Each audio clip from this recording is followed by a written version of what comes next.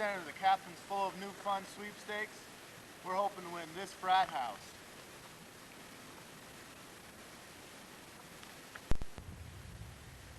Or one of 5 Suzuki Samurais. Or all 5. Hi! But the girls aren't included. But if you don't win one of those, you can win one of several hundred mountain bikes.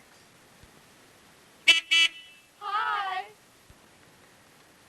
So head down to your local food store and grab a box of Cap'n Crunch.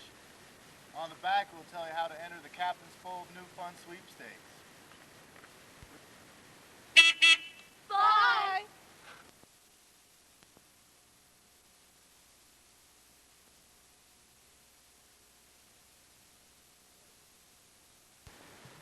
Hey, these are my gals, and I think they're going to tell you a little something about Cap'n Crunch. Like it tastes so good in the morning, you know? It provides 9 essential vitamins and minerals. Oh, but it's so good. It's only 120 calories per serving. Like it tastes so good.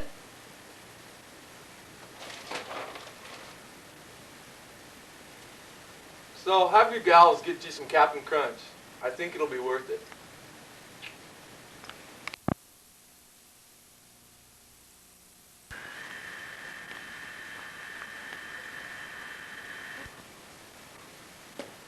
Getting ready for the big game. For the championship.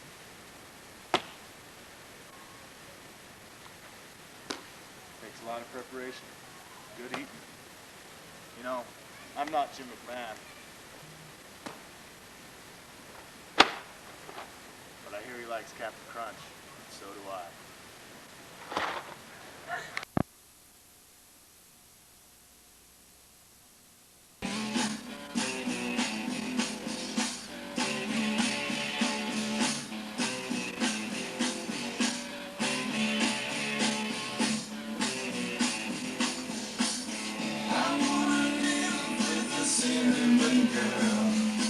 I could be happy the rest of my life with a cinnamon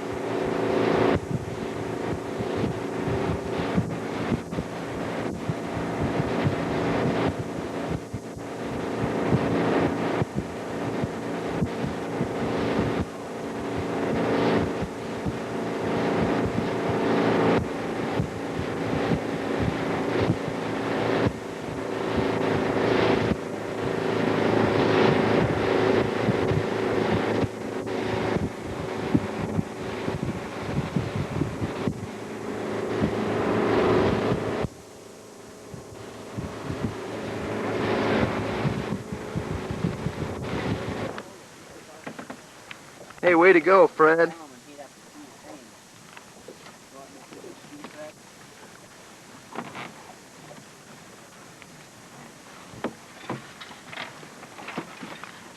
Hey, Gilly. Uh-huh.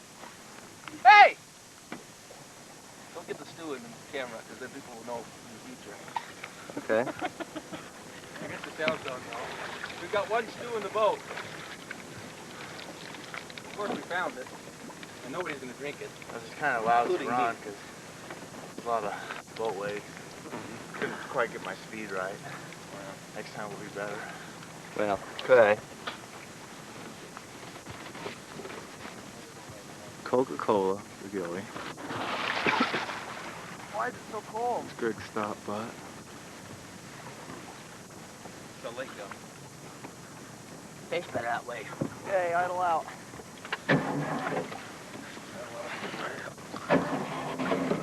Excuse Why is the water so cold?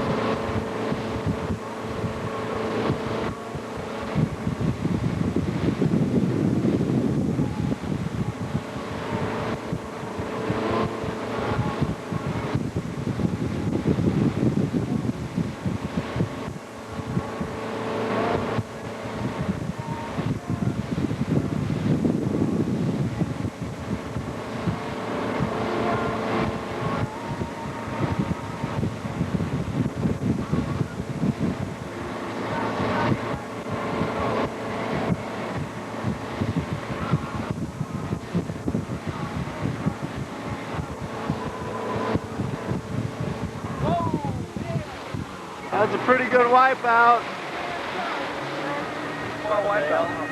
You're getting lower than Freddie. Get lower than Freddie? Yep. Is he? Yep. How much? Much lower. Much lower? Much.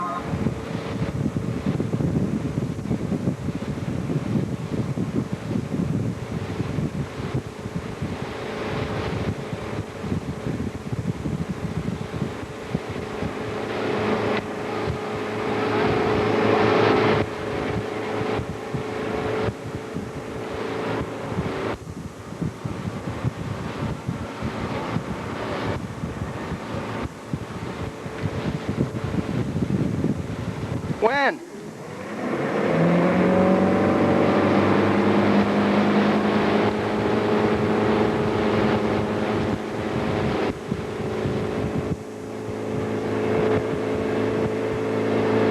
Start butt, water skiing. Start butt. Goes out.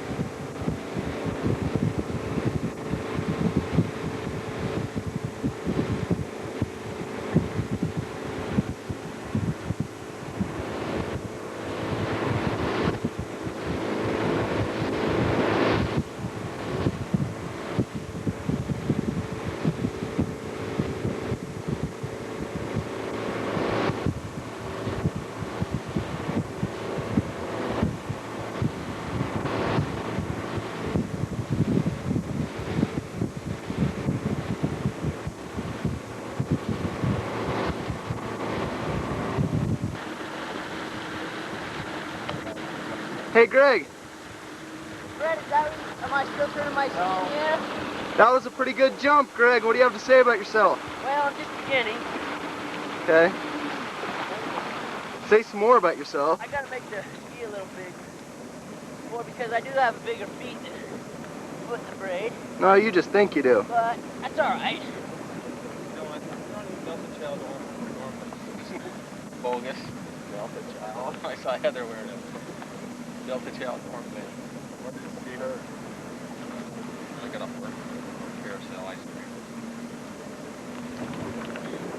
cream. Greg, what are you gonna do this time? Oh, I think I'll try to hang 10. Okay. Right.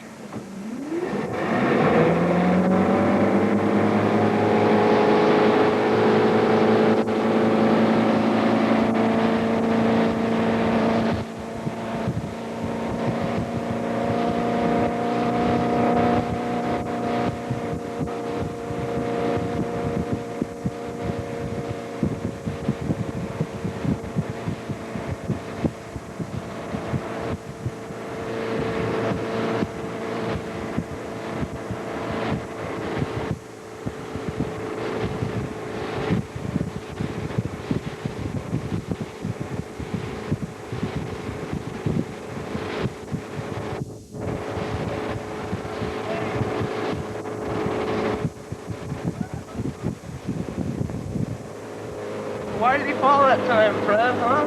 Can you tell it? It's like he's entertaining his valves when he went up there. He started lifting his knees up. You really don't want to do that too much. Got this boil.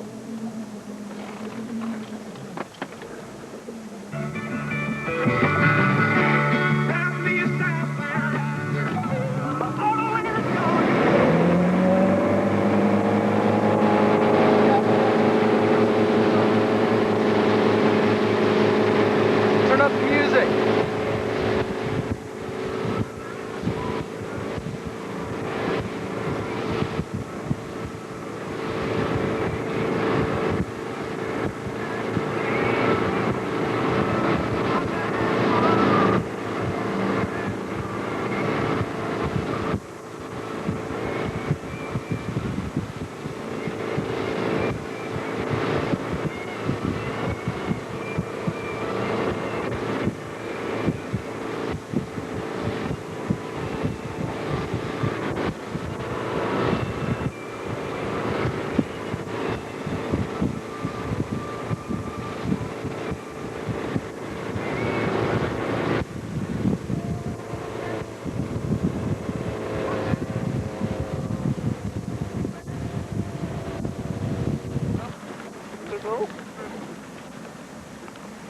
Knock the wind out of here. Gilly. I'm the official ski grabber. Oh. Very good at it. I'm the kind of guy that takes short runs and tries to make the most of them. Short with a lot of balls. Short. My motto is go for it.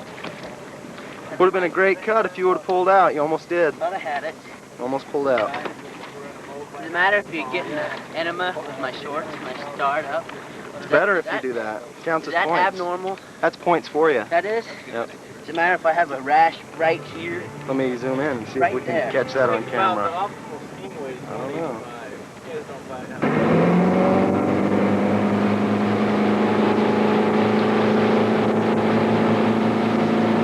Carrying the ferry. Dylan's scary. We missed a lot of his first run. But now he's really kicking butt.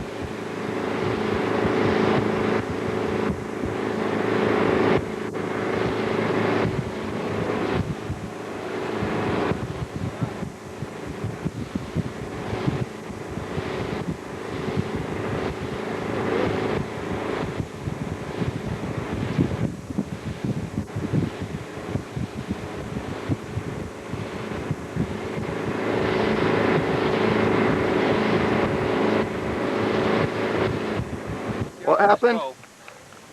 Gilly, I believe you're up. You're up, Strat. No, we got 2 combos. Yeah. Will carry? What? Kind of got an injury. Where? Let's see. Which toe? Big one. Ew. Wonder if our audience could see that. Gilly! Wait a sec. Why? He's from South Africa. Where's he from?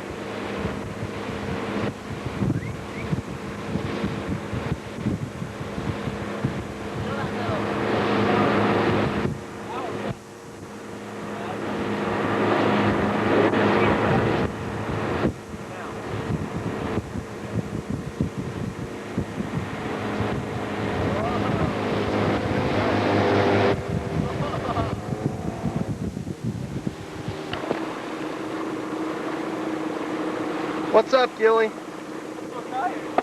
Why didn't you go for the power whip? Here comes the rope, man. Tell him to do 1 power whip and then drop 1. Too weary.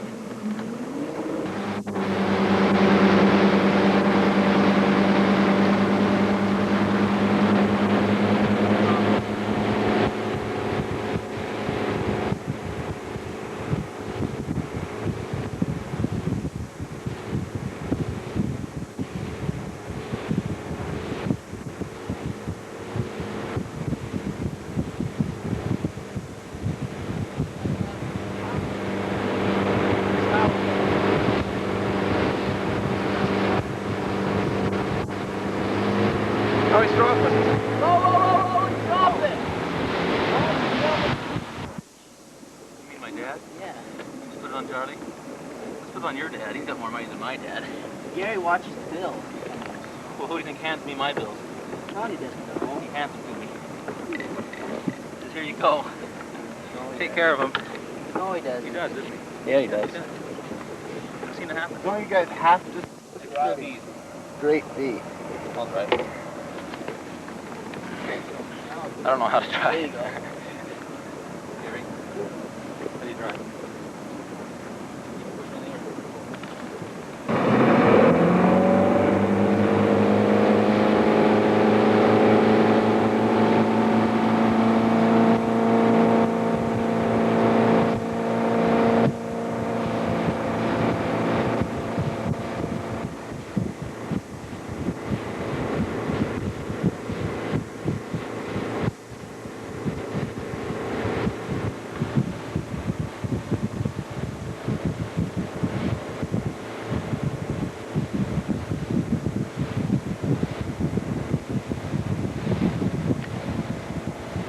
This water's great, Freddie.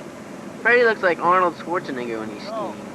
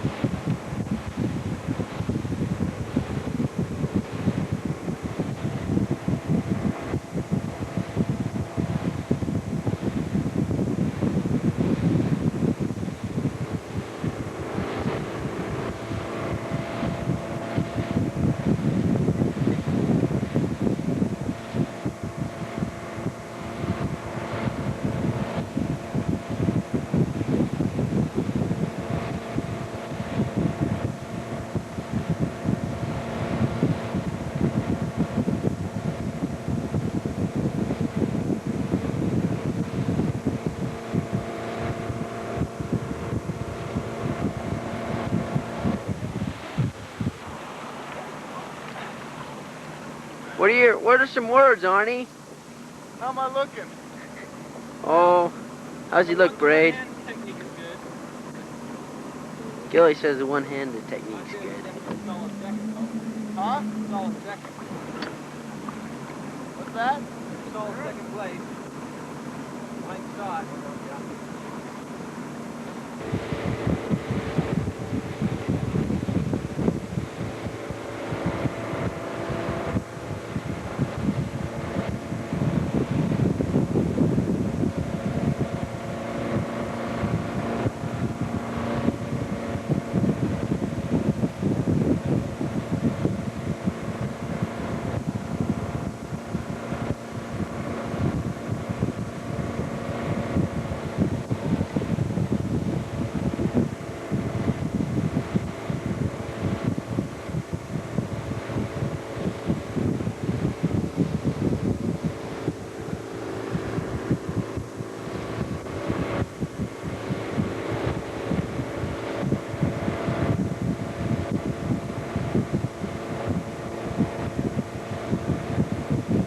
Wait a minute.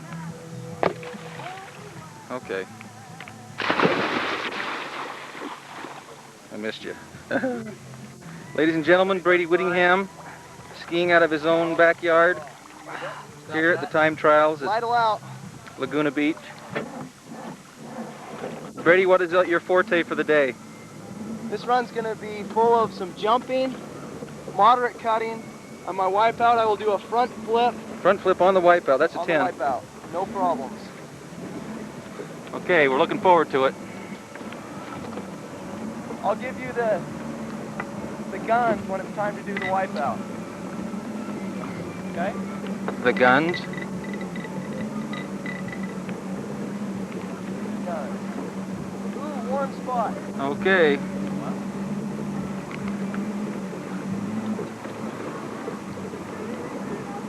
Hold your breath, folks. This is going to be good. Okay. Get it.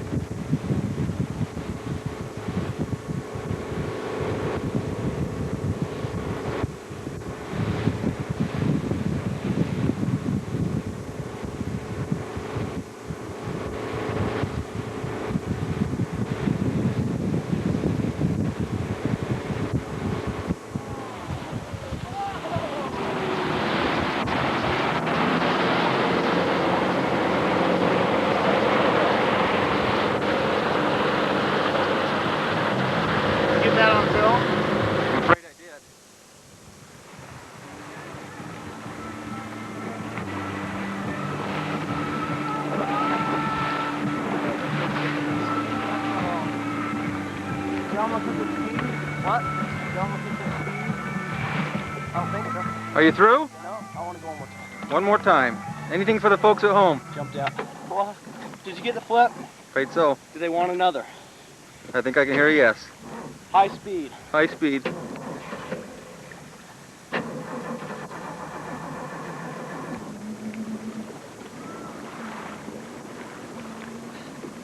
Okay.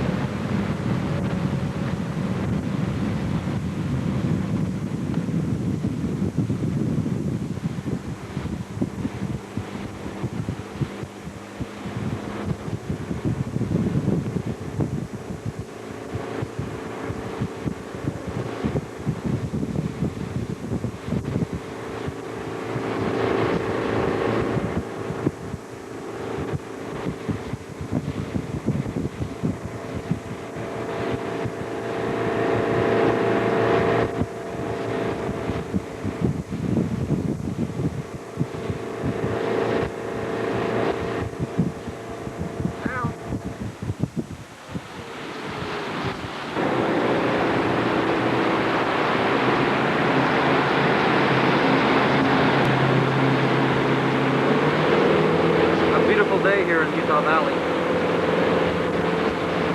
As you can see, let's go again.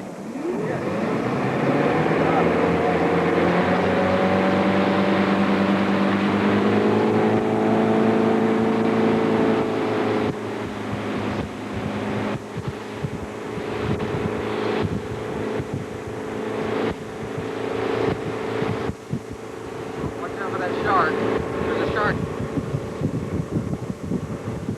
Shark.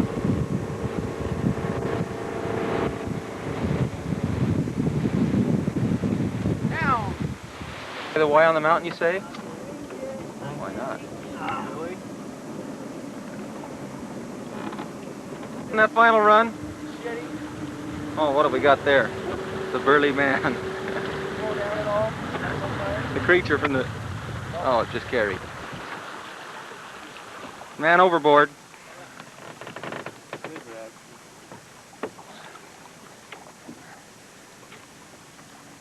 Say goodbye, Braid. See you later. Let's introduce our driver, Kerry Whittingham from Orange County, who's pointing out at Lord knows what. Then our instructor, Freddie Whittingham, also from Orange County. Freddie, a few words for the folks at home? Pretty much a man of no words, unspoken, cut and jump. And our next performer, Greg Stott, out of Provo, Utah. Hometown boy. A hometown boy, a big kid, local favorite. What kind of skis that you're using, Greg? Oh, I tend to like the O'Brien World Team Comp. Now, are you a sponsor for them, or how does it work? Well, see, I'm a rookie, so Rookie, testing so, me out, see if they really want me. You're looking for a sponsor. Looking for a sponsor. I'm And available. he's available. And again, Brady Whittingham, a brother of the two former Whittinghams. Well, I was happier with the first run with the last two. Seriously? Shut up. Do I have to be drugged to do We have a that? few technical difficulties here.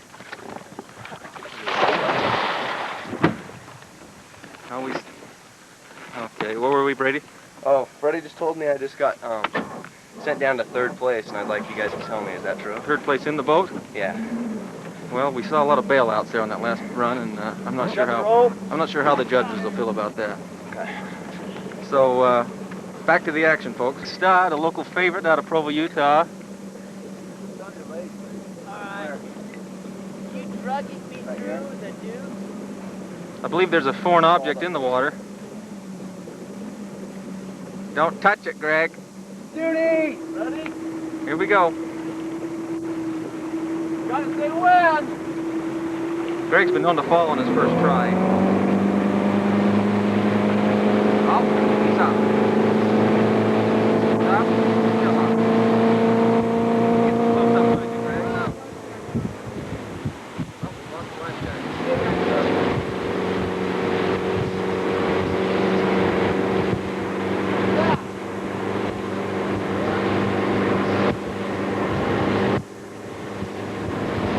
Our driver got perfect water.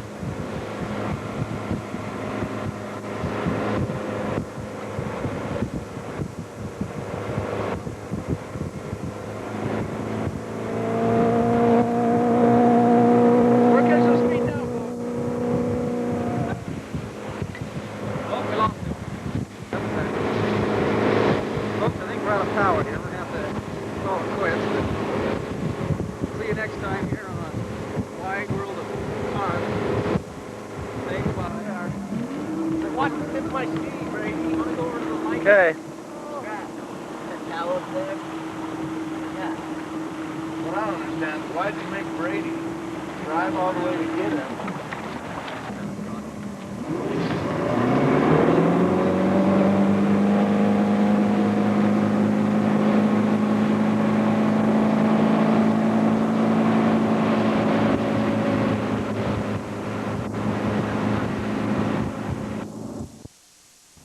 Go from the back seat is 200 barrel.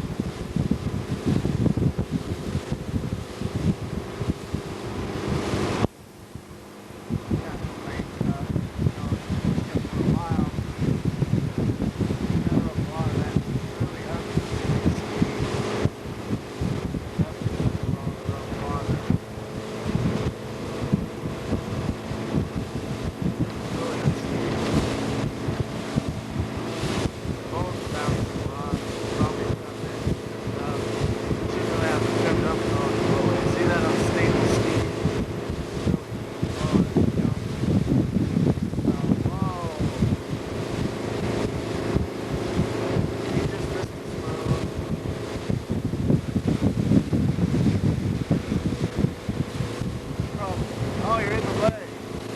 Missed that big cut.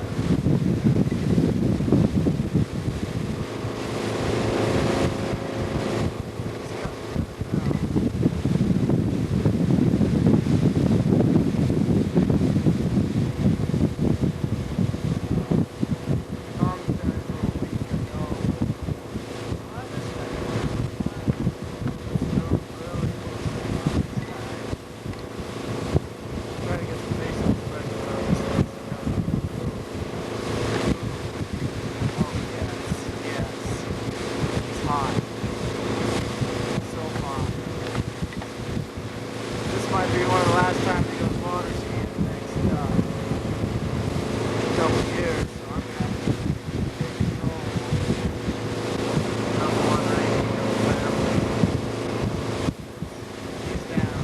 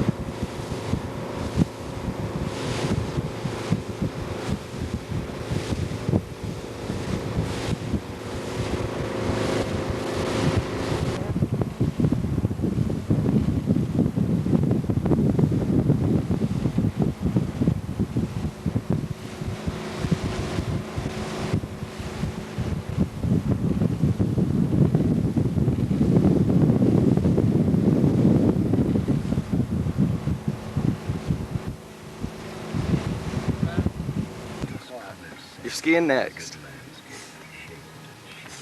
So, who uses last? Freddie. Is that what you use it? No, that's good. What's that?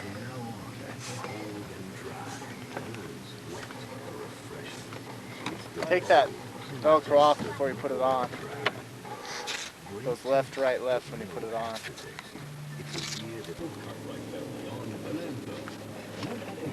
How deep would you reckon it is here? 8 feet. Who has money in the glove box? Left, right, left? Yeah.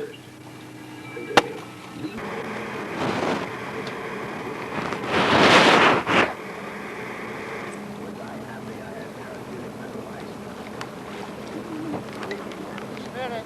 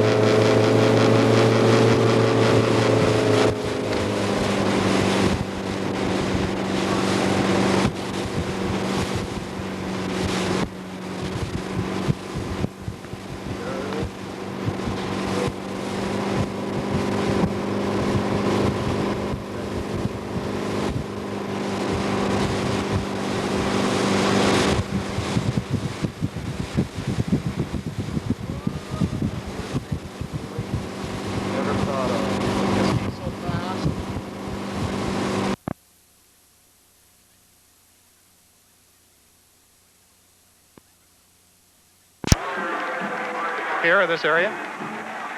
Didn't tell me. They were. Okay. You know, this is not a bad idea for BYU right now. If they can keep the ball on the ground and keep that clock going over there, sustain a drive. A 2-point win as any is a win indeed. Behind the blocking of Nawahi.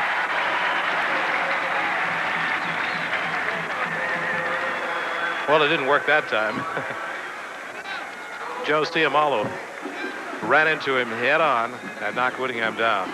Let's pause now for station identification. This is KSL TV, Salt Lake City, Utah. Third down and 5. Near the Cougars 45. Sean Covey, the quarterback. The Cougars up by 2. Drops straight back. Pressure. Belcher has him wrapped up. He dumps it off. Hawaii will scream that he threw it away. Well, Cutler was there, and he threw it in his direction, and that's what the officials will rule. I think it's a good call by the officials. I can understand Hawaii's complaint. However, he stood in there and just strong-armed it far enough to make it look like a pass to Cutler. BYU will be in a punting situation.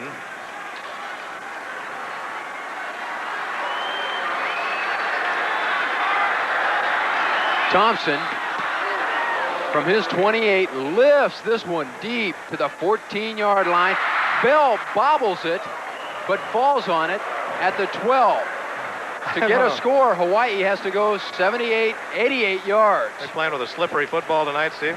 Well, I mean, with 6:24 left to play in the game, BYU leads by 2. 15-yard line, Hawaii goes to work offensively. The quarterback is Warren Jones.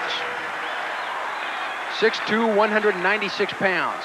A junior who runs for his life, but Thor Salanoa comes in to make the tackle. In every game this year, it seems that Salanoa has made a big play.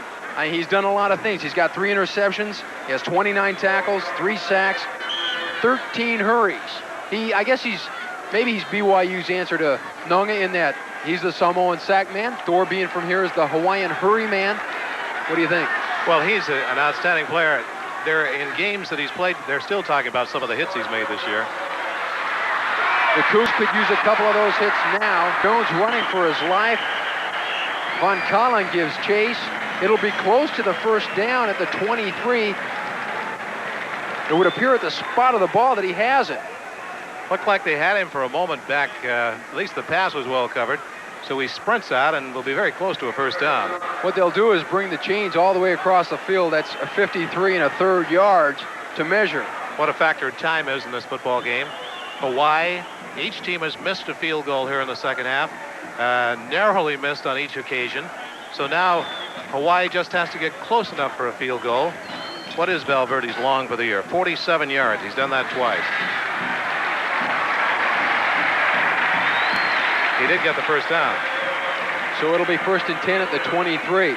Now at the end of the first quarter, Hawaii led 7-3. At the end of the half, Hawaii led 14-10. In the third quarter, though, BYU put the clamps on the Hawaii attack. Nobody scored for Hawaii, but the Cougars got 2 Leonard Chitty field goals, and that explains this score, 16-14, with 5:45 left to play in the game. 1st and 10. Jones rolls right.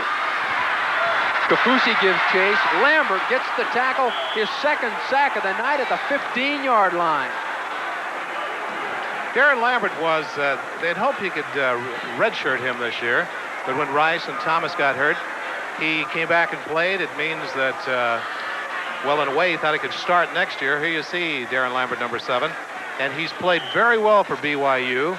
Right now, they're using him a lot as the nickel back in this game, and to good advantage. Nickel meaning 5 defensive backs. We'll take the time now to say hello to Kirk Davis, who's recovering from surgery. Kirk, of course, you know the story, diagnosed with Hodgkin's disease. They're going to have to call a timeout, Steve. Jones was trying to get the attention of his coaches for some reason, and the clock was running on that 25-second clock. He called timeout. But Kirk Davis, what a great young man. I know you had a chance to talk to him this week, Steve. Jones walks up behind the center. That's Charlie Moatului. Rolling left, looking right. Salanoa takes him to the floor after he gets rid of the ball, but that ball was going nowhere, incomplete. There's a flag down, and BYU says it's ineligible receiver downfield. It could have been the way he danced back and forth. There's the initial call by the referee, too. Well, BYU had them well covered in the secondary. You could see Jones was dancing around. He just couldn't spot anybody open downfield. And not only that, he had Salanoa right there trying to get well acquainted. So Warren Jones, supposedly the throwing quarterback for Hawaii. Not a good night tonight. 0 for 3, yet to complete. We have an ineligible offensive lineman downfield. The penalties decline. Third down. Well, BYU stopped the play. They don't want to give him another shot here. They will decline the penalty, make it third down, and still long yardage. Long yardage being 17 yards. That's a long way to go, especially when you haven't manufactured much yardage in the second half, and that's been the case for the Rainbows. Third down.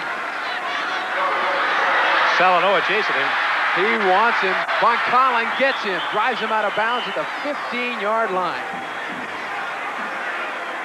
Well, the passing quarterback hasn't had much of a chance to show his stuff, and Jones is shaken up on the play, too, after the hit by Von Collin. I can understand that. Salanoa makes the play work from the right side. Von Collin can tackle. Yes, he can.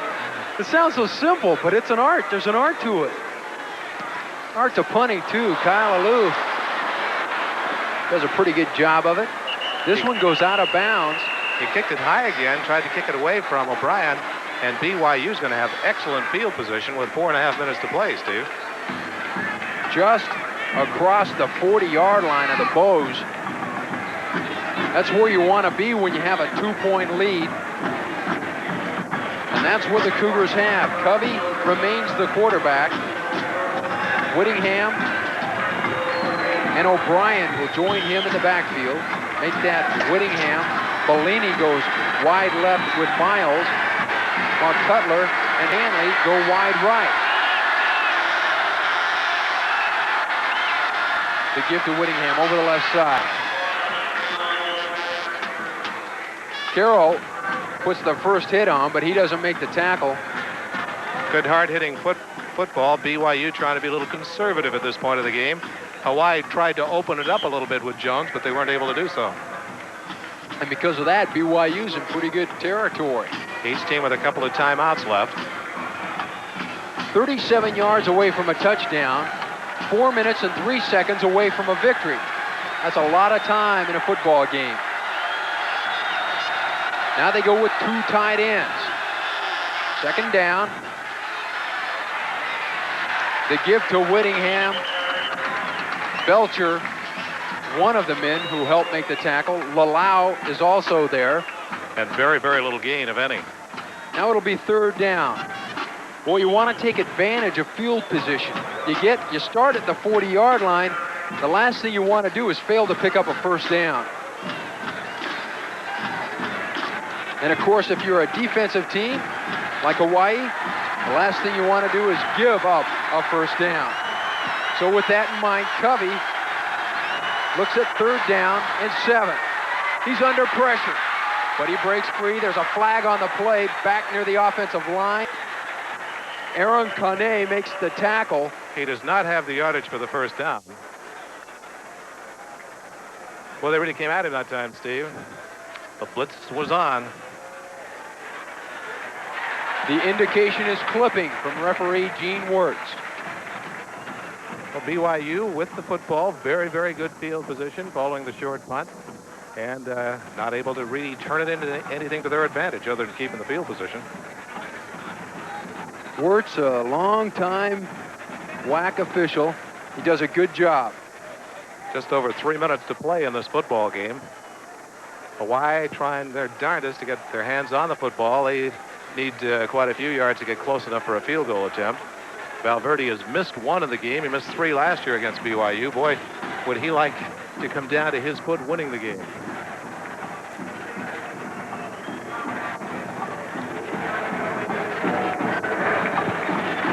Gives him the down over too, Steve. Yeah, but Bob Wagner wants to take it. Put him back as far as you can. Have some confidence in your defense. It was funny watching Wagner saying, take it, sending his thumb to the right, Kind of looked like the shotgun sign, didn't it?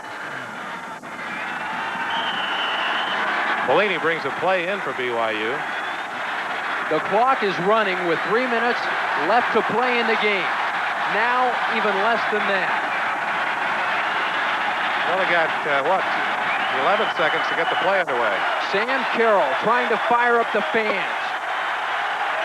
3rd down and 23. The draw to Whittingham. Belcher meets him head on to make the tackle at the 40. 10 yards short of the first down. But a big gain in that. It moves the Cougars that much further downfield. And in the event of a punt, perhaps Hawaii that much further back. And keeps the clock running too. 2:22, an incomplete pass would have stopped the clock. Now you got Pat Thompson out there. Through the years, Hawaii has been famous for blocking punts, especially in key situations. Pat Thompson, it's up to him right now to get this one away. Wagner, one of the reasons that block kicking game has worked so well. He gets this one away though. It's low, and it's rolling near the end line, and it'll roll out of bounds. What a punt by Pat Thompson. They not only did not block it, he kind of pooched it down the sidelines and rolled it out. To me, it looked like on the 1 yard line. Lavelle Edwards, is that a look? If he was Red Auerbach, would he light up the cigar now, Steve? I think that's ecstasy. Okay. On Lavelle's face. You can't give up the big play now. But then again, you can't get too excited. Like you say, there's a minute 53 left to play in the game. Cougars ahead 16-14. Just the kind of game I guess you learn to expect between BYU and Hawaii. And some of the Rainbow fans think the game's over. Here they go home. It's the first time we've really seen much of a movement out of the stand. Now watch this offense. Jones scrambling in the end zone. Pitches out. A pickup of 7 yards. Peterson makes the tackle. That's MacArthur on the catch. And for BYU, that's all right with the clock running. Tonight's Blue Cross Blue Shield of Utah player of the game is Bob Davis. Starting at linebacker, doing a good job for the Cougars, making a lot of key tackles. That time it was Von Collin and Tim Knight making a very big tackle inside the 5. Well, he looked up and saw Von Collin coming right at him and just dropped. And the clock is still running. Now they're going to... How close do you have to get, Steve? 35-yard line? Well, with Valverde, he's an accurate kicker, but he hasn't kicked a long one that many times this year. Jones with time, now scrambling. Hobbs has him. This one will be a flag. Yeah, they're going to call him with intentionally grounding the football. What a big play by the BYU defense. Big play by Richard Hobbs, 57 out of Shelley, Idaho.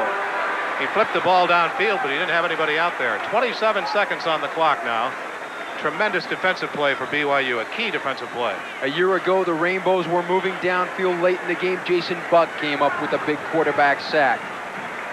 This time, it's Richard Hobbs. That's loss of down. Loss of down. Second down. Puts the ball all the way back to the BYU 27-yard line. That's the key to that. Wagner says, calm down, gain control, execute the offense. The Bows have 27 seconds to do so. There's a flag on the play. MacArthur makes the catch. Lambert drives him out of bounds at the 41. I believe somebody grabbed the helmet, the face mask of Dave Futrell and flipped it off. He doesn't have his helmet. Yeah, he went to pick it up. Von Collin applauds, indicating a call against the Bows. Well, that's the kind of thing you can't do in this situation. They don't have any time really to speak of anyway, but kind of a foolish thing to do if what I said was the thing that did occur. Yeah, see, I think they tried to stop Futrell by grabbing his face mask.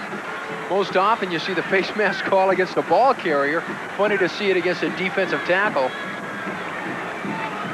So after gaining the pass play to get them up near midfield, now 2 consecutive penalties will really put the Rainbows in the hole with only 19 seconds. Think there's anybody still up in Utah, Steve? Sure. Sure. Can't think of anybody right offhand. Sure. It's been a good football game. BYU leads at 16-14. The Rainbows have the ball in their own territory. 19 seconds remain. Hawaii with 1 timeout left.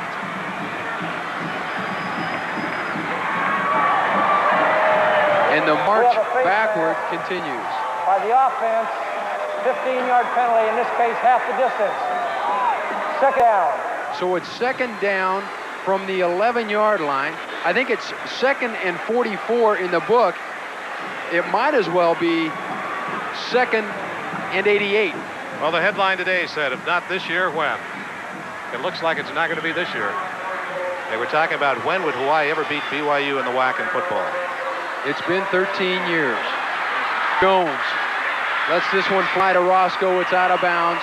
6 seconds tick off the clock. 13 remain. It's 3rd down and 44 for the first down. But they're not thinking first down. They're thinking points. They need 3 at least, a field goal. Steve, I was talking to Jim Lay, who does the telecast here for the University of Hawaii, for the local TV station. And he was talking about BYU being the Notre Dame of the WAC, the power of the WAC, the bully of the WAC.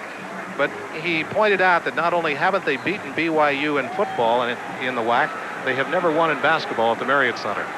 Is that right? Yeah, he says we're getting frustrated over it all. Yeah.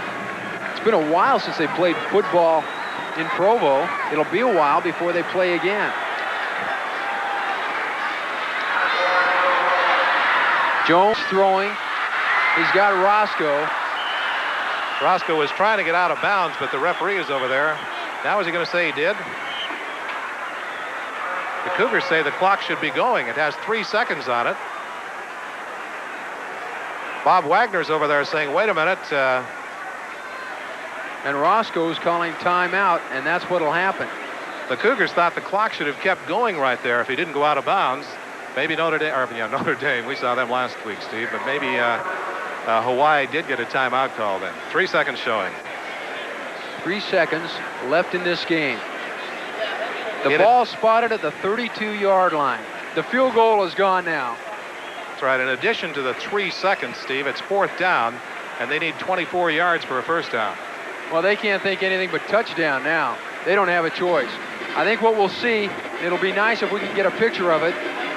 Look where Rodney Rice is playing defensively. He's back on the BYU 30-yard line. Oh, he'll be playing center field. Deep center field. He's 10, 20, 30. He's almost 40 yards away from the line of scrimmage. What we might see happen is what we saw a little bit earlier in this drive, and the drive before this. We'll see the Hawaii offense stack a number of receivers to one side. Last time they had 4 receivers, 3 slot backs, and a wide out on the line of scrimmage. Well, you got to watch for the one thing they could do, too, is the old flea flicker. I tell you what, it's tough to fool a lot of people with 68 yards. Everybody will be dropping back. You see Richard Hobbs, he's a linebacker. He'll be playing midfield. He'll be a rover. There are 4 men up at the line of scrimmage. Then you go back about 10 yards. There's one Collin, and back of him is Hobbs. Then back another 10 or 15 yards. You've got 4 more defensive backs. And Rodney Rice 10 yards in back to that. Here we see it. The 3 wide receivers to the bottom of your screen. Williams, Walsh, Larry Conn-Smith. Bakava's in the backfield. Jones is the quarterback. This is it.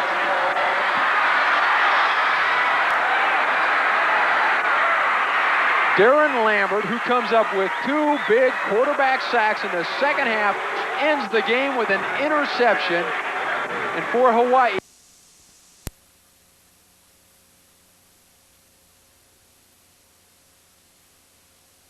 second interception of the season, still on the turf. Might have turned that left ankle. That's what George Curtis, the trainer, is looking at right now. But here's the replay. Stafford kind of let that ball hang up just a little bit, overthrew his receiver, and right there, you can see Rice kind of let that ankle turn on it. Rodney, very likable young man. He's a good athlete, getting a chance to start this year. And he was very nervous in last week's game. He's played well in this game. You can see, too, Futrell putting big pressure on Stafford. Kurt Davis will back up Rice, so we'll see if Rodney can come back in on the next defensive series. But right now, the Cougars with an opportunity at the 33-yard line.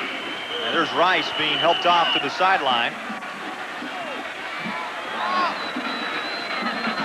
Jensen on first down. Good protection. Flips one to the far sideline. Caught over the shoulder by Whittingham. And the coverage there by John Hagee, the free safety. And Freddie Whittingham, once he gets that motor going, he's got some good speed. That's a pass play that's been good to BYU for many years.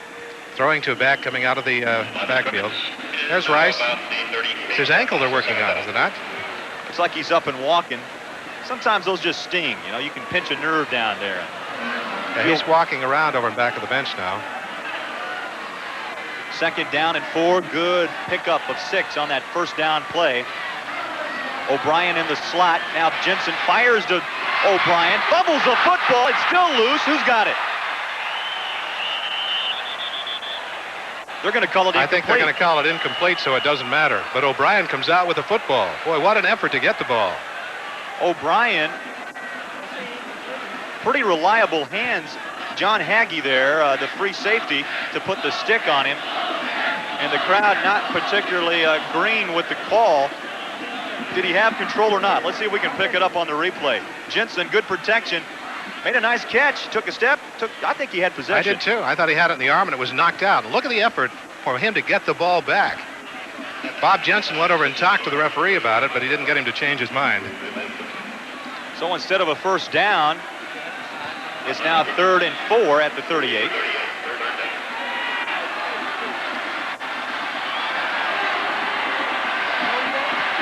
Jensen flushed out of the pocket, has plenty of running room, and will slide safely down to the 47-yard line. Paul Bierman, the free safety, a freshman out of Norman, Oklahoma, comes up to force the stop on Bob Jensen. Craig, I think we'll see more and more of this as the year goes along for BYU. Bob Jensen is a good athlete. He's quick, and he likes to run with the football. Well, I tell you, that's the way to stay away from injury. You try to keep those legs loose, and you just make a nice slide. They're inside Texas territory at the 48-yard line. Jensen again wants a throw, almost picked off by John Hagee. Well, we've called his number a lot tonight. He is all over the field, an All-American preseason favorite, and he can play that position of free safety like an outfielder, just roaming around, making things happen. Jensen intending it for Handley as tight end, and Craig, it looks like Hagee is reading that play or something. He moved over in front of the intended receiver. Rodney Rice are working on that ankle. And a timeout on the field. Texas will call timeout with 2:43 to play first half. And we've got ourselves a good one in Austin. We're all tied up at 7.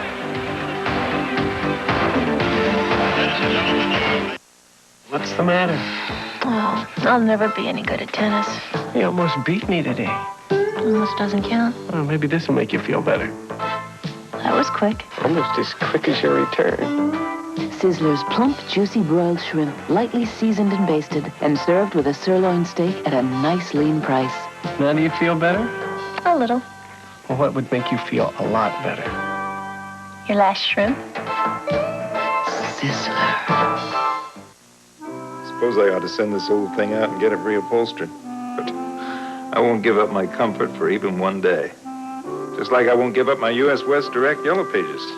It looks like this because I use it. It's the only place I find exactly what I want. These U.S. West Direct folks have been around a long time. I use their book because it's the only one I feel comfortable with. U.S. West Direct, the one that gets used. Cougars want to throw on second down. Jensen looking across, wide open, the tight end, Henley, inside the 30 at the 28. Jared Senegal and Paul Bierman team up to put the stop on the big tight end, 6'2", 230, Darren Hanley out of Sandy, Utah. Jensen, lots of time to throw. If we get a chance, look how wide open Handley is in the middle. Well, I tell you what. Look at that. He stops right there and waits for it. Texas playing a nickel back defense, and Handley did a good job just kind of working his way in. And found the pass from Bob Jensen, and the Cougars on the front doorstep looking for 6. The handoff, O'Brien, right side. He's got a big running room, but the hole closes quickly down at the 26-yard line. Brian White and John Borgia opened up that hole, but it closed awful quick, Jay. Yeah, as he tried to make his cut, his feet slipped on the AstroTurf.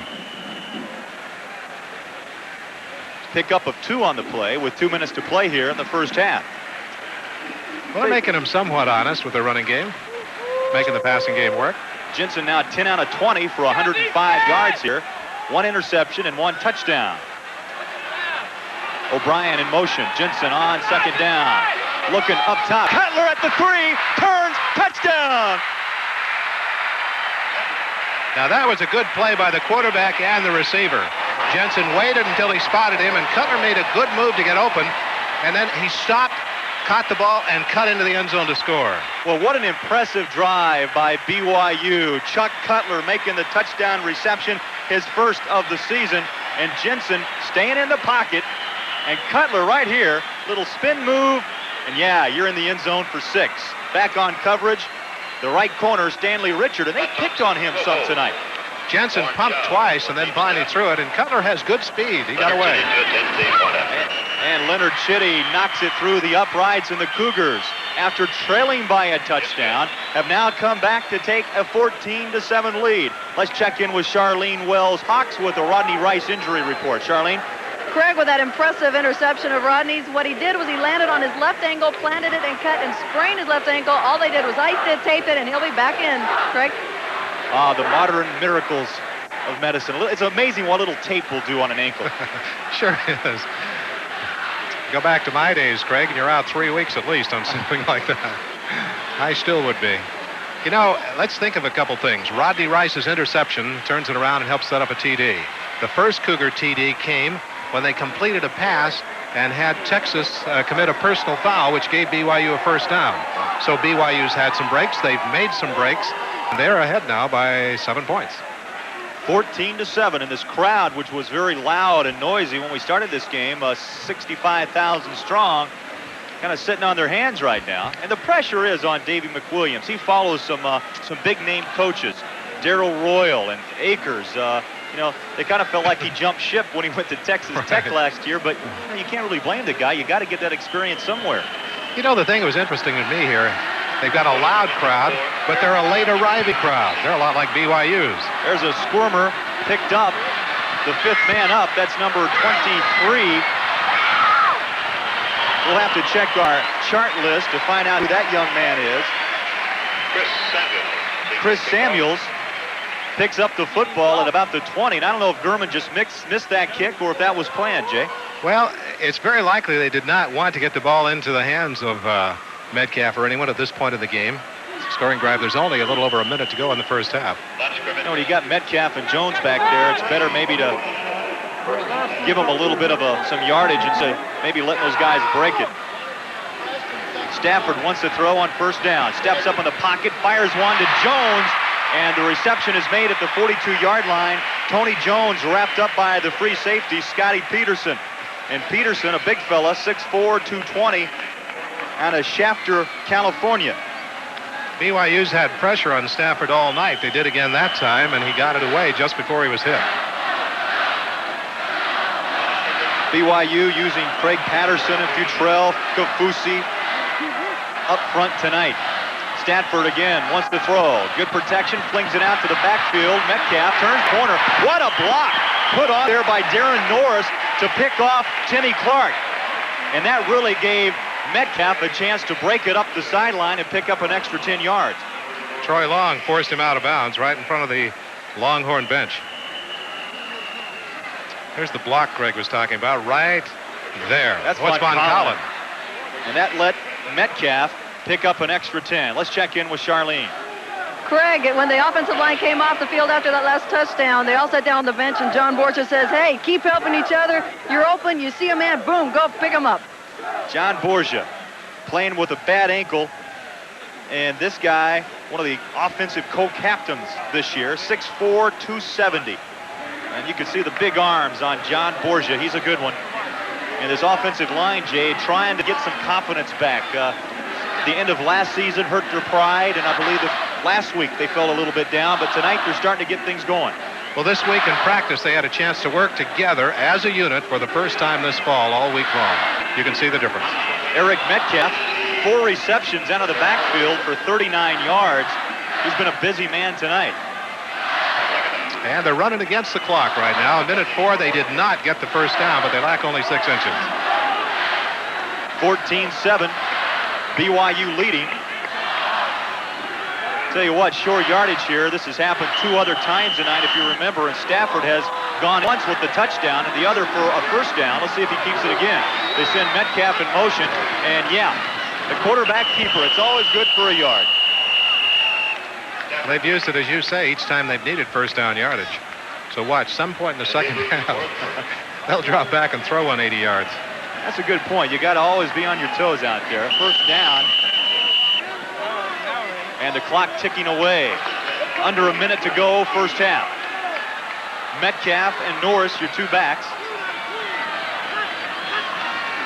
Long count, they do the option pitch. Metcalf spins out of 1 tackle, and he falls down at the 35. But give Timmy Clark some credit.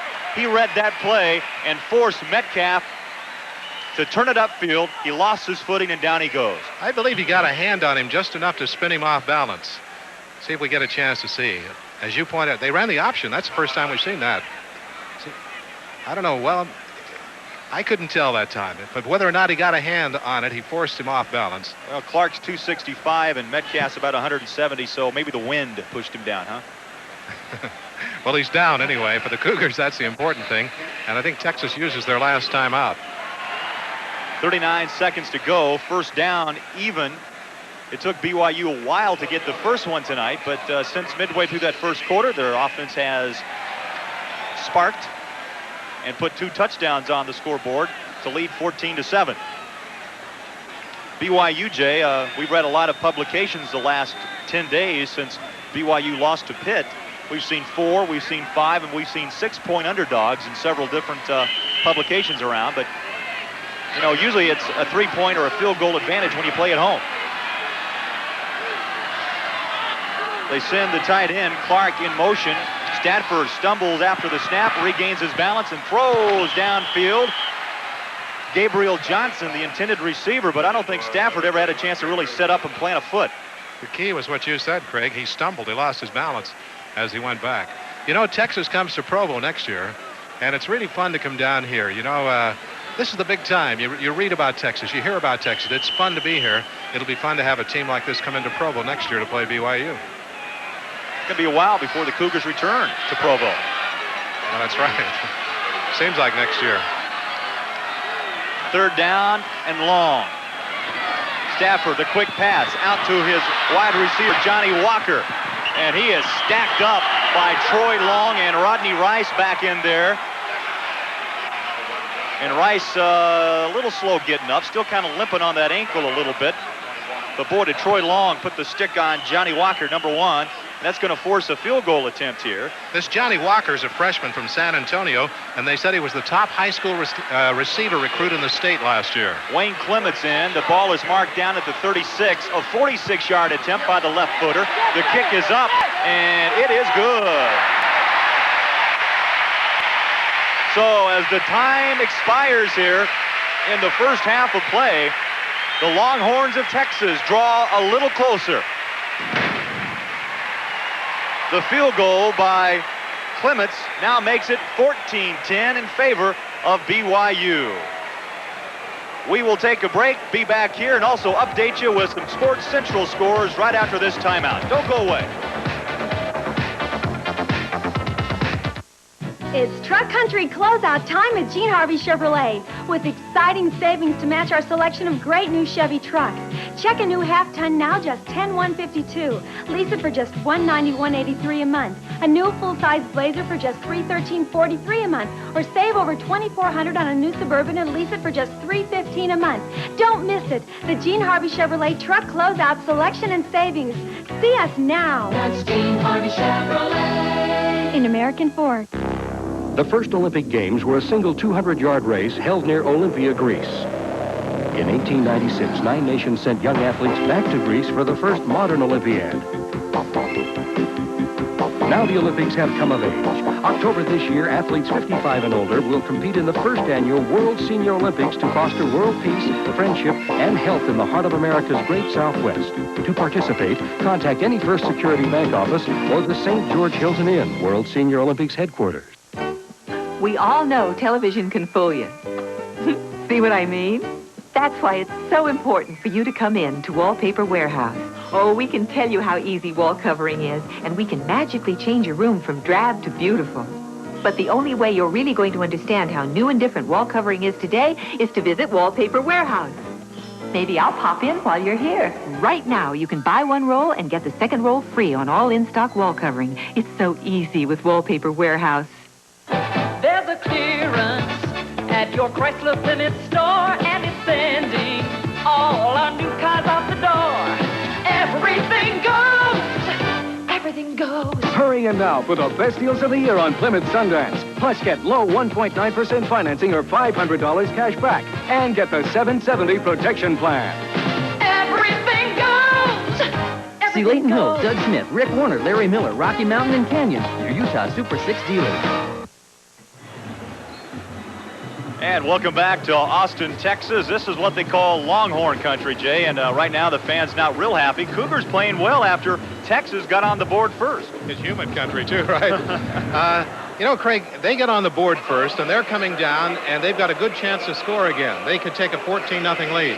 The BYU defense stiffens, stops them, gets the ball back, and just sort of changed the momentum right there. I thought that Texas was really pumped up after that first score. They came back down after they got the ball back from BYU and looked like they might go in and score again. But the BYU defense stopped them. The BYU defense has gotten the ball back a couple of times and helped set up a couple of scores. And then the offense, 2 big scoring strikes. You got to be proud of the BYU team. You know, really, watching this game tonight, I kind of had a gut feeling it was going to be a fun one to watch because both teams are trying, experimenting with some new things. Metcalf's speed's fun to watch on Texas. And Bob Jensen and the offensive line for BYU, I think, is finally maturing, kind of coming into their own. Both teams doing some good things on each side of the line. You've got to give the BYU offensive line a lot of credit tonight. They have done very well. I think the BYU defensive line and their linebackers have been able to put a lot of pressure on Stafford, and that's been a factor in the game, too. You expect more of the same here in the next 30 minutes? Wide open? Yeah, you know, yeah, I think so. Okay. Wide open. I'll go with that. All right. We'll be back with more halftime action from Austin, Texas. Cougars lead it 14-10 right after this.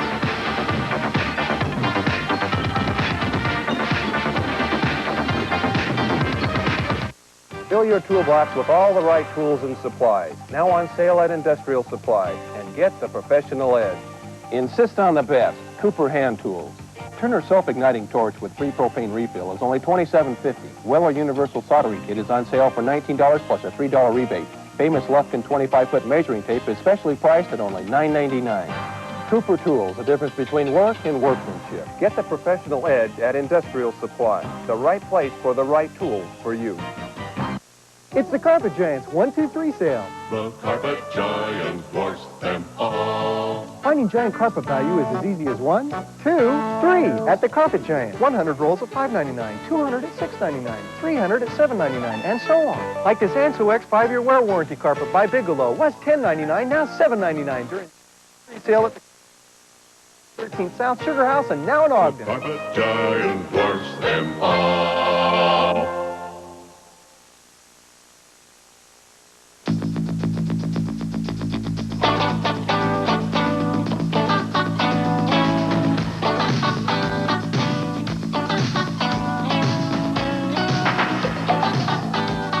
Good evening. Welcome to Sports Central, where BYU leads Texas 14-10 at the half. Now, we have a lot more football to talk about, but first there's the matter of the U.S. Open and the Women's Championship.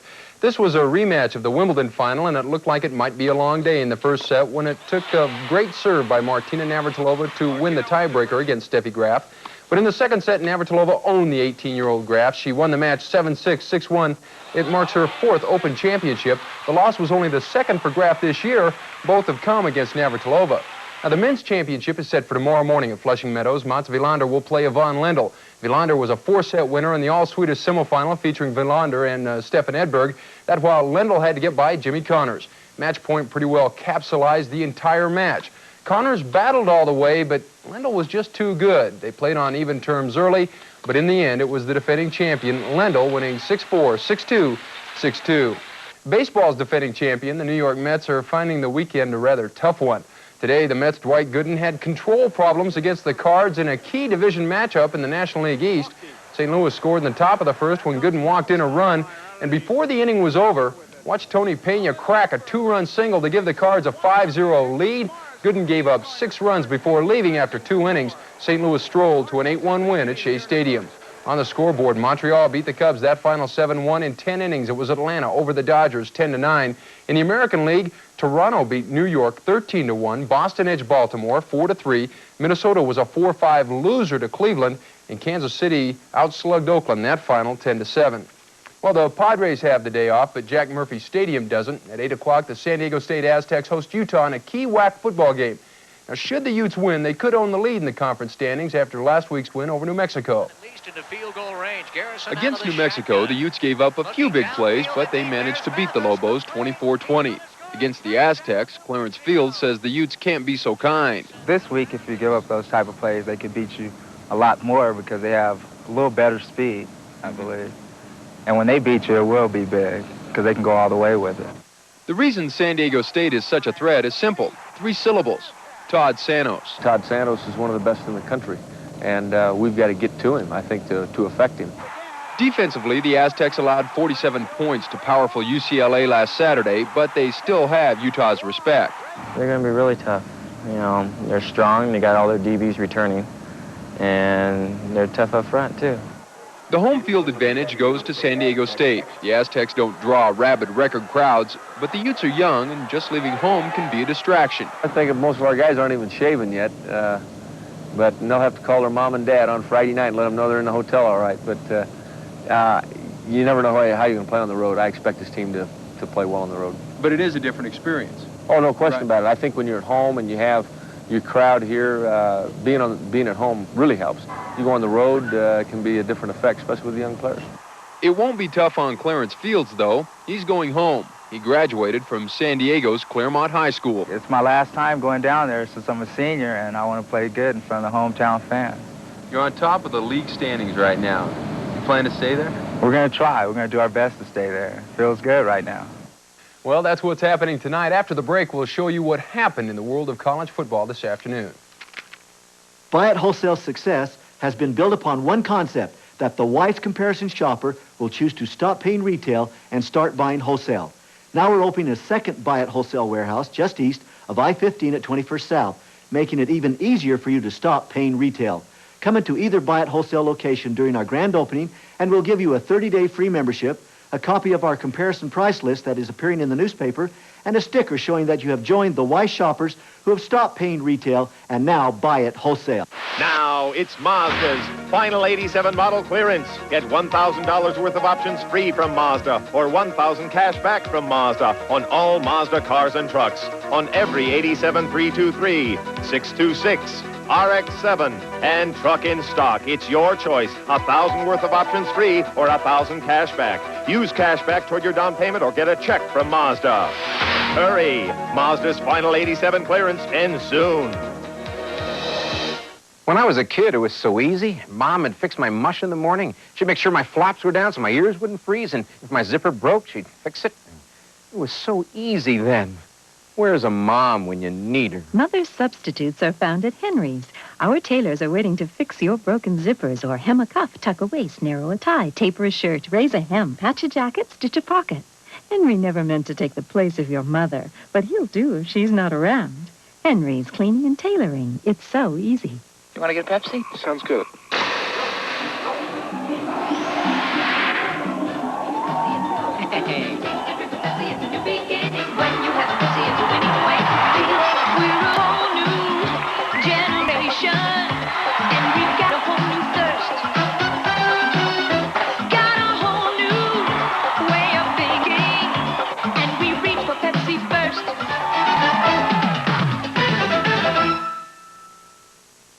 Utah State fell to 0-2 this afternoon in Lexington, Kentucky. That's where the Aggies watched Kentucky's Mark Higgs run for an 85-yard touchdown just 8 minutes into the game to lead the Cats to a 41-0 victory. At the Air Force Academy, TCU's Tony Jeffrey put the Horned Frogs of Texas Christian in front in the first quarter.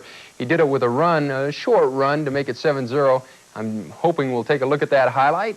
Yes or no? There it is. This is Tony Jeffrey taking it in, and the Horned Frogs are on top 7-0. However, the Falcons answered back. Quarterback D. Dowis gets this one almost all the way, but then he fumbles it forward. Sets up a touchdown. Albert Booker will put him on top 14-7. In the second half, Air Force put the game out of reach with Anthony Robertson's 76, make that 46-yard run. The final was 21-10. BYU plays Texas Christian next week on the Frogs' home field. Elsewhere in the WAC scoreboard, Wyoming lost to Washington State in Pullman this afternoon, 43-28. It was Hawaii losing in Madison, Wisconsin to the Badgers 28-7. And in the second quarter of play, Texas Tech leads Colorado State. That score 10-0. In top 20 action, the game of the day was supposed to be in Lincoln, Nebraska, where the second-ranked Cornhuskers were supposed to have had their hands full with number 3 UCLA.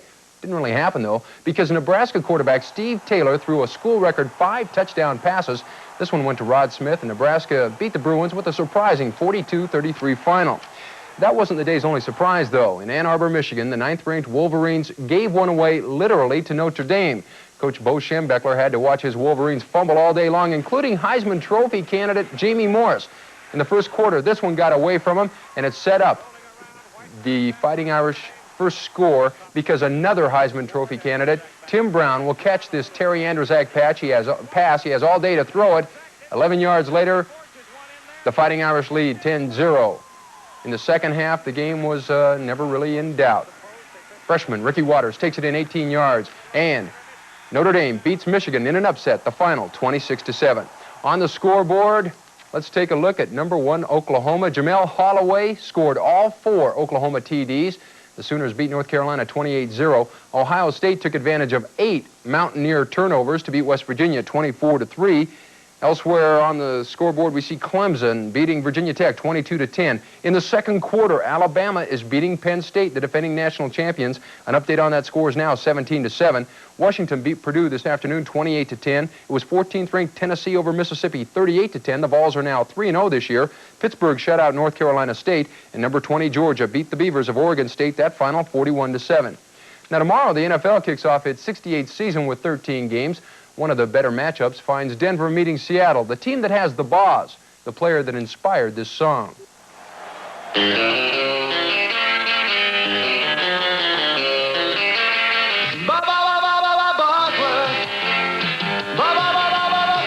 Now he's a hawk and he plays at linebacker. He's a quarterback sacker, he'll knock you out. Better look out and look out. He's gonna take us all the way to the Super Bowl. The Super Bowl, the Super Bowl. He make a lot of dinero. If he play good, no one will care how much he makes, how much he makes, how much he makes. Brian Bosworth, Brian Bosworth, the Hawks and Bosworth. Oh yeah. Well, look out for the... You know, I always wondered what that song meant when translated to English, and now I know. Anyway, that's it from here at Sports Central. Thanks for joining us. Now let's head back to Texas for the second half of action. BYU leads 14-10.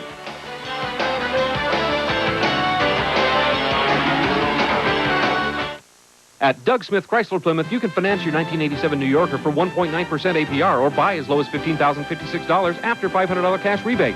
Why wait? Your New Yorker is at Doug Smith's right now. Hi, this is Randy Owen with the group Alabama. And for more country hits, listen to KSOP FM 104. It's new, KSOP FM 104. He's never gonna outgrow it. I could just... Is it you or is it him? Let's talk about it. Help him. Don't hit him.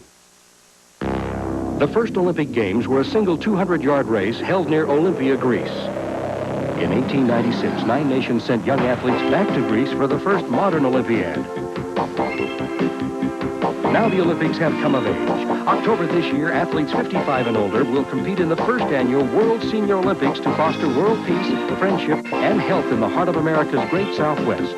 To participate, contact any First Security Bank office or the St. George Hilton Inn, World Senior Olympics headquarters. And welcome back to Memorial Stadium, Austin, Texas. The Longhorns against the Cougars. And the first half, we expected a good ball game, 14-10. Your score with the Cougars on top. And, Jay, we just saw the big band here perform. And, you know, you don't see that in college football all that much anymore. The band's coming out here and putting on a big show. It looked good. It was a very good show, and they really get the crowd involved. They did at the start of the game. They did at halftime. The people here have a lot of fun at a football game. You know, defensively, let's talk about both sides of the line. Texas has good line backing, and so does BYU. And that was another key to this game. There were some big runs that could have happened, but the Cougars were able to shut off some of that outside speed, especially in the second quarter. It's true. We've had some good play by linebackers. You mentioned during the telecast that BYU had succeeded in pinching in the Texas runners. They, in the second period in particular, they were able to keep them in the middle of the field instead of the outside.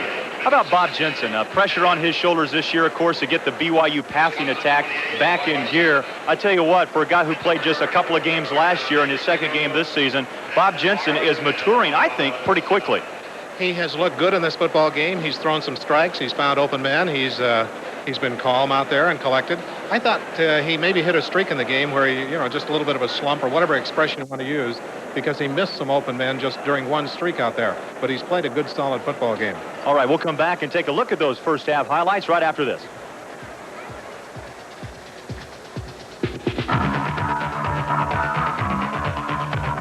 When you need brakes, you need Mr. Brake. At Mr. Brake, your vehicle will be serviced by mechanics who specialize in brake repair. And because we use premium quality parts, you know your brakes will be safe and reliable. Now we stand behind our work by offering free replacement of Mr. Brake's disc or drum linings if they ever wear out for as long as you own the car. It's unbeatable. For safety's sake, see the experts at Mr. Brake, serving you for over 20 years with 6 locations in Salt Lake and Ogden. What do you want to eat, Joey? Some chicken, or maybe a taco. Wait, I know. Turkey and a scone and some Jell-O. Don't forget some vegetables. Oh, Mom. How'd you like to go to Chuck-A-Rama? Boy, would I. Chuck-A-Rama has just what your kids want, as much as they want, including the taste-tempting dessert bar, all for a special low kids price. Chuck-A-Rama, the tastiest buffet for kids. Come home to Chuck-A-Rama, the tastiest buffet in town. It's back. The big one is back on select GMC trucks. Get 1.9% GMAC financing on all new 1987 S15 Jimmys and S15 pickup trucks. Or get up to $1,000 cash back, depending on the model you choose. We simply want your next truck to be a GMC truck. 1.9. Test drive yours today at Great Basin, Clark, Clarence Knight, Morris Motors, Peterson Motors, Jerry Seiner, your 6th to see for GMC trucks. There it is. Gee, it's bigger. It's better. It's right. Ever shop for the right thing at the wrong store? Not anymore, because Wrights has moved to a bigger and better location to give you more selection with better service at 3474 South State. Wrights still has free mounting and computer balance with any tire purchase. Remember bigger. 3474 South State. Remember better. 3474 South State. Remember. Everybody goes to Wrights. Everybody goes to Wrights. And the Cougars are back on the field here at Memorial Stadium, Austin, Texas. And the Texas Longhorns making their way out of the locker room, trailing by 4, 14-10.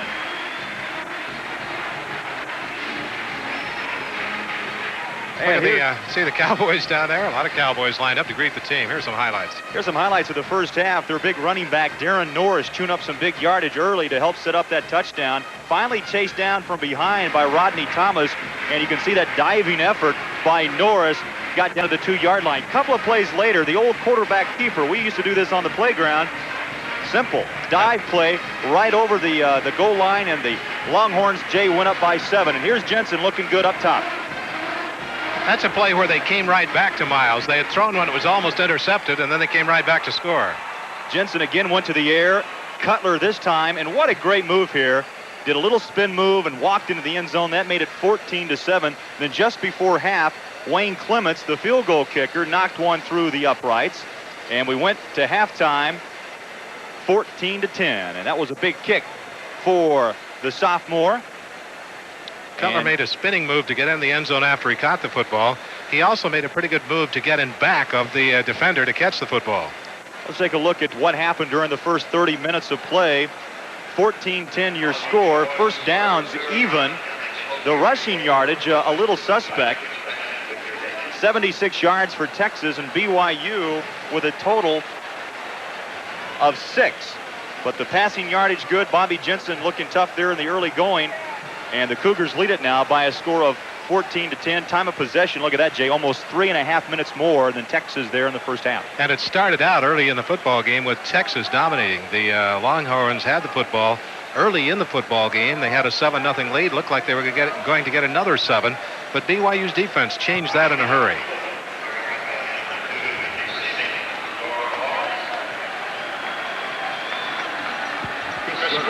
So Chris Gurman has the ball teed up at the 35-yard line, and back to receive a couple of speedsters in Eric Metcalf and Tony Jones, and a squib kick is going to be taken by the third up man, and he's still on his feet.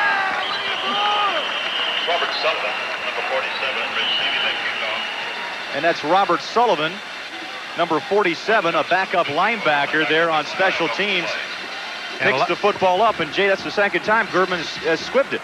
I guess they just don't want to get it back to Metcalf and the others. You'd hope that it would get a little deeper than that, perhaps, and it was bobbled for just a moment and then was controlled. Gives them fairly good position to start this drive. So Sullivan, the linebacker, gets it up to the 36-yard line, and that's where Texas will begin the second half, trailing by 4 points.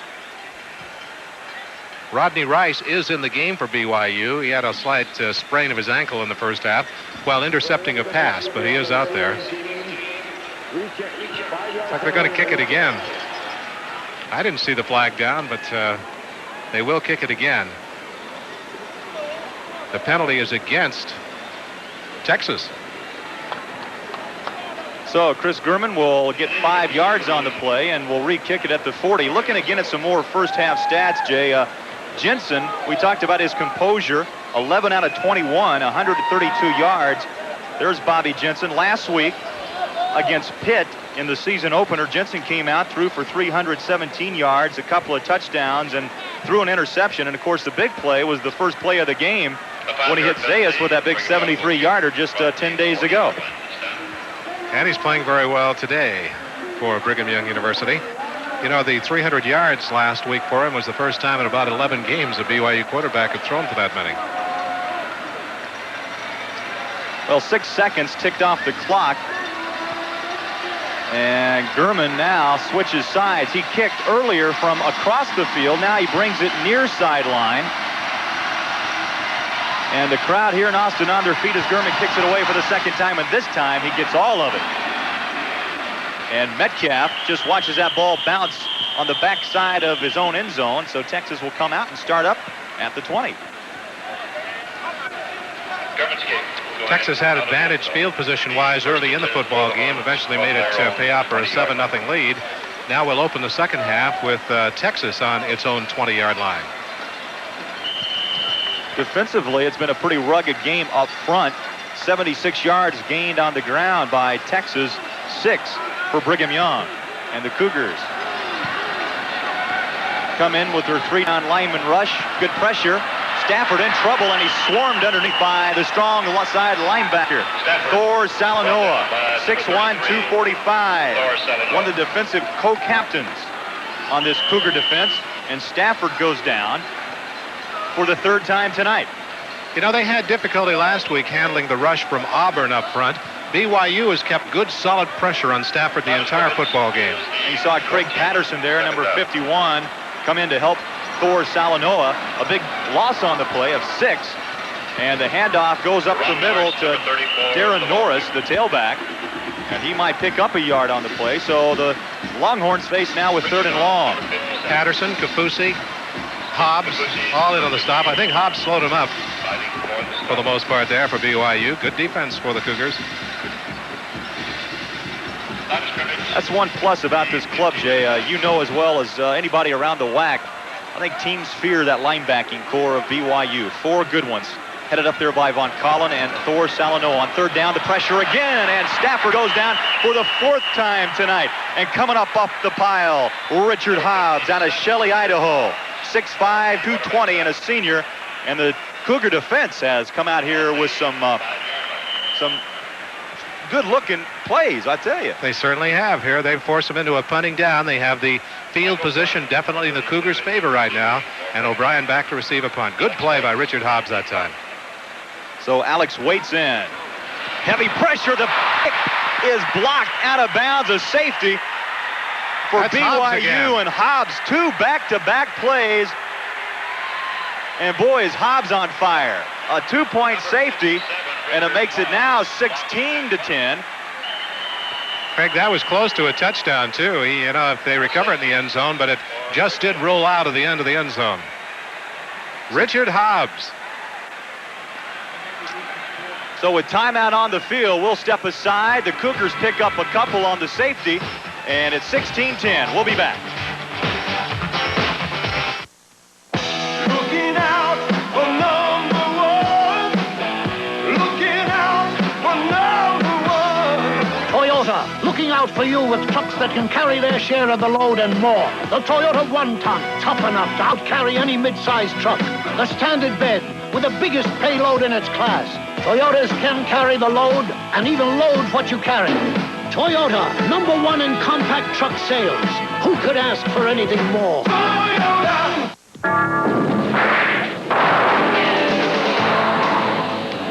When the heat's on, you need Haviland Supreme, the oil that's cool under fire.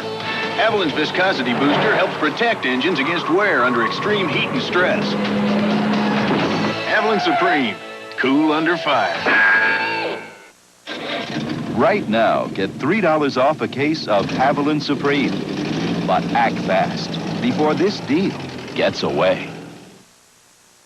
Tonight's game is being brought to you by Toyota. Looking out for you has made Toyota #1 in compact truck sales. Who could ask for anything more? So Texas will have to punt this football away after the safety. And Waits gets a good one downfield, and it's fumbled though by O'Brien. Picked up and smothered by BYU. That's Courtney Rogers who dropped in the ball. Let's take you back just a few moments ago on the blocked punt by Richard Hobbs. Watch him come in. And a little slow 1-2-3 step left-footed kick there, and Hobbs got his hands on the ball, and it bounces out of bounds for a 2-point safety, and the Cougars come back on offense at the 32-yard line. Giff Nielsen has joined us. Of course, BYU fans remember him as an outstanding quarterback back in the mid-'70s, and I turn my head here and choke myself. But Giff, it's good to have you here as we watch the action down on the field. Giff's going to give us some inside opinions on this Cougar offense here in 1987. And Giff, I'm just going to let you read this little article in the paper we were talking about. This guy says here, his name's Kevin Lytle, now the Austin American, said that this is the worst team Lavelle Edwards has had in a decade. Well, I don't think it's fair to say that. I think this is a team that's up and coming, and it develops as quickly as a quarterback can handle the offense. We've seen Bob Jensen grow up in the first half, I think, is the best way to say it. So Jensen, faced with 2nd down, will look to pass the football. Again, good protection, flings it across the middle. Looking for Hanley as tight end. Zayas also streaking down the near sideline, but Jensen overthrew his receiver. We're back. We're still back. We're back. Here. We're turning around. It's nice to be back. It's nice to see everybody. It's nice to see how everything has changed at BYU in a positive way. You guys doing a great many games on television. It's super. Having fun, and you're down in Houston doing some TV, right? Down in Houston doing some television. I'm going to get untangled here. Okay. All right, let's get back to action. Jensen looking at 3rd down. Looking, sideline pass, has his man wide open, a diving grab at about the 42-yard line, but the pass broken up. And still on the ground. Let's check the number here. That's Miles, Dave Miles. Miles took a hard hit by John Hagee, the All-American candidate, the free safety out of San Antonio, Texas. And Giff, you've been hit like that a couple of times. I have been hit like that, and that guy is a good young football player. He can really plant a hit on you, and he showed you in a too-deep zone in this particular case just exactly what he can do if he's got a free shot. Just runs right over the top of the BYU receiver. BYU receiver still down on the field. There were two plays right here, this one to Miles and also one to Handley just before this when Jensen simply overthrew his receiver. That's what you call sacrificing the body. Miles, last year, you guys may remember, Miles suffered a couple of fractured ribs, and he took a shot, it looked like that time in the ribs, but he also came down hard on that right shoulder. You know, I think you can go back and I think you can look and be impressed with the way the BYU defense has played tonight. A lot of people talk about the BYU offense. Even back when I was playing, when Mark Wilson was playing, when Jim McMahon was playing, when Steve Young was playing, when Robbie Bosco was playing, the BYU defense is always the situation in this BYU football program that kind of gets overlooked because of the quarterbacks. But we saw early in the game, in this particular game, how the BYU defense held Texas when Texas had excellent field position and really set up the feeling and the tone for this game. BYU's offense has come alive a little bit, Jensen throwing some good passes, but it's been the defense that's really kept BYU in this football game and really put them ahead.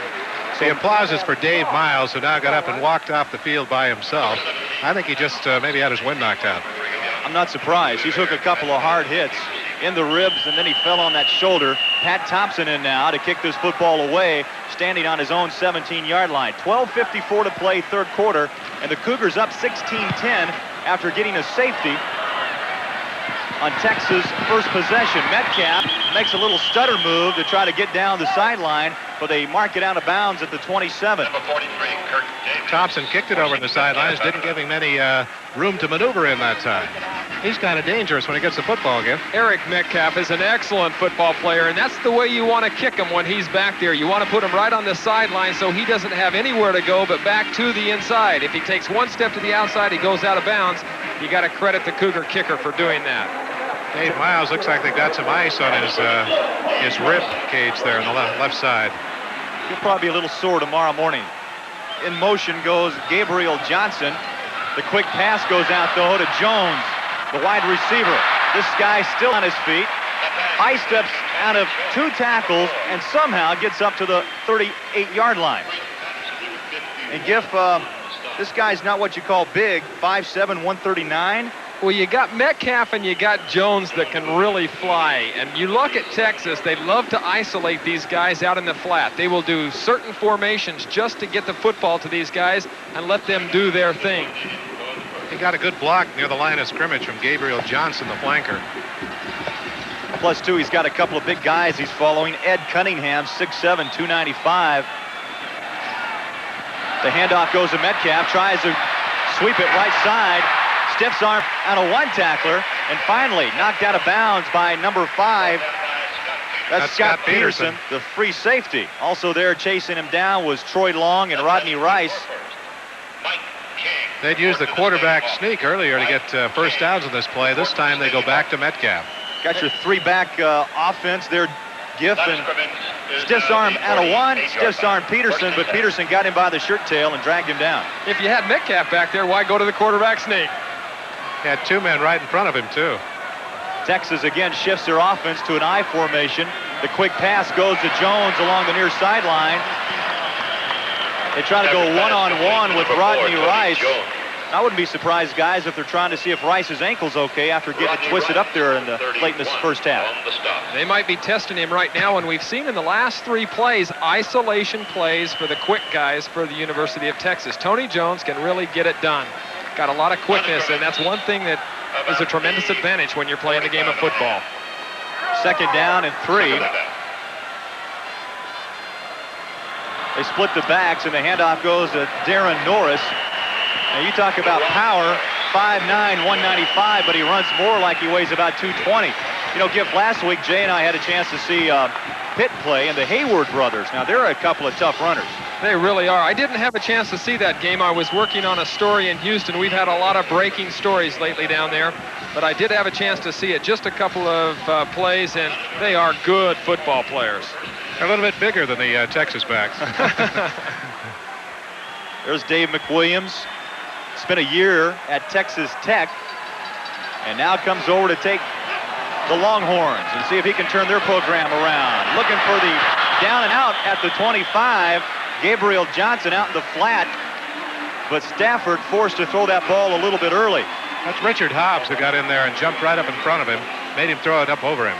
I didn't notice in the first half, but Stafford has some plays it looks like taped to his wrist, on his left wrist. Sometimes a quarterback will get a code coming from the sideline, and then he'll go right to that code on his wrist, and it'll tell him the play that he wants to call. That's what Stafford is doing. I formation. The fifth-year senior in trouble. Flushed out of the pocket, looking to run. Von Collin in the chase, and hit out of bounds by Thor Salanoa at the 27. And boy, did Salanoa lower the boom on Stafford, and he is down. And as Stafford lays down on the turf, let's check in with Charlene Wells Hawks. Craig, it's really noisy down here, but the doctor's checking David Miles right now for a concussion. At first, the trainer said, no, he's okay. The wind got knocked out of him. They're holding some ice on his back to maybe help out with a strained back muscle. But they're checking him right now, and we'll find out for you in a little bit. The crowd getting on Thor Salanoa. Watch the hit by Thor. Wow. That took his head off. You know, I read last week, I think one of the things he has written on his arm, it's something like, keep your cool, is on there along with a couple of plays. Just simple reminders during the course of a hot and heated game. Kind of hard to keep your cool tonight. It's hot here. I forgot how hot and humid it is in this part of the country. They're going to change quarterbacks. This is Shannon Kelly, a junior, coming out there. So Kelly, their depth chart puts Donovan Forbes as their number 2 man, but Kelly comes in for Stafford. They line up in the I formation, simple handoff. The second back through is Metcalf, and he spins his way up to the 22-yard line. It doesn't take much to break Metcalf up for 5 or 6 yards. That's why the Longhorns like to give it to him, and BYU, knowing that that is the case, keen on Eric Metcalf. He's got such fluid motion, he's got such quick reactions that it's very difficult to get a real clean hit on the guy. Well, BYU started off so strong this period defensively, but now they're mixing it up well and moving the ball right downfield. Shannon Kelly, a 6'1", 170-pound junior out of Houston. He played at Memorial High, goes up top, finds his receiver, Kerry Cash, a freshman. He's one of the identical twin Cashes of Keith and Kerry. That's Troy Long who brought him down. Troy's had a good game for BYU. That's a gutsy call to bring a guy in off the bench cold, isn't it, Gift, to throw it up on the second play? It is, but it's not a very long throw. It's kind of a dangerous throw because you're throwing it to the flat. Very easy for a defensive player to step in front of it. Quarterback would lose his confidence awful fast if a defensive player picked it off and went for a touchdown. Clock is running, 9:55 to play, third quarter. Cougars lead by 6. Full house backfield, the option play. Kelly's going to keep the football, tries to turn it up off left tackle. Got a couple of yards, but he did get the first down. This crowd now comes to life as Shannon Kelly comes off the bench to pick up a big first down, and Stafford trots back on. Shannon Kelly has wanted to play here at the University of Texas. He's out of Houston. I've had a chance to talk to him in the offseason. In fact, he came to me and had me look at his throwing motion. He says he wants to be prepared when he came into a game. He was prepared. He did a nice job while he was in there. Stafford off the bench after being shook up a bit. Goes up top to his tight end. That's number 82, Stephen Clark. He's a big one, 6'5", 235. Gift, Shannon Kelly was listed as a wide receiver last spring. Did they try him there? I think they tried him there, but he wanted to play quarterback. In fact, to give you a little background of Shannon Kelly, guess who he is dating? Mary Lou Retton. Oh, Shannon right? Kelly and Mary Lou Retton. How about that? Oh, boy. You heard it right here. There's Got a scoop for here you tonight, right? Second down and 10 at the 16-yard line. Handoff Metcalf. Fumbles the football, and it's picked up. Richard Hobbs him. And it's Scott Peterson who got that bouncing football, but they may rule the ball was down. No, they say it's BYU's ball. A defensive player cannot advance it Right. if it's over the line of scrimmage, and the Cougars knew that. The defensive player picked it up as Scott Peterson, it looks like, and he stopped right there. That's a well-schooled defense when you know that. In an intense football game, when the opposing team is driving, you pick up a fumble and you don't run for a touchdown, you know you're well-schooled. That's the 4th fumble tonight by the Texas Longhorns. They've lost 2 of them, and Stafford intercepted 1 tonight. So 3 turnovers for the Longhorns. BYU on the 15-yard line. They lead at 16-10. We'll be back.